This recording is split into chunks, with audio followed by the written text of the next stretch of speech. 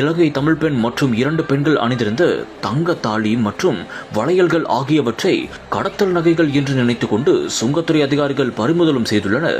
அதற்கு இலங்கை தமிழ் பெண் கடுமையாக எதிர்ப்பும் தெரிவித்துள்ளார். மேலும் எப்படி தங்க தாலியை நீங்கள் பறிமுதல் செய்யலாம் என்றும் வாக்குவாதம் செய்துள்ளார். இதை சுங்கத்துறை அதிகாரிகள் ஏற்றுக்கொள்ளாததாகவும் தெரிகிறது. பின்னர் பெண் வழக்கறிஞர்கள் மூலமாக சுங்கத்துறையினருக்கு நோட்டீஸும் அனுப்பியுள்ளனர். ஆனால் அந்த நோட்டீஸுக்கு அவர்கள் சரிவர பதிலும் அளிக்காமல் இருந்துள்ளனர். இதையடுத்து இலங்கை தமிழ் பெண் சென்னை உயர்நீதிமன்றத்தில் வழக்கறிஞர்கள் மூலமாக வழக்கும் தொடர்ந்துள்ளார். இந்த ஒரு வழக்கு ஓராண்டுக்கும் மேலாக நடைபெற்று வந்ததாகவும் கூறப்படுகிறது.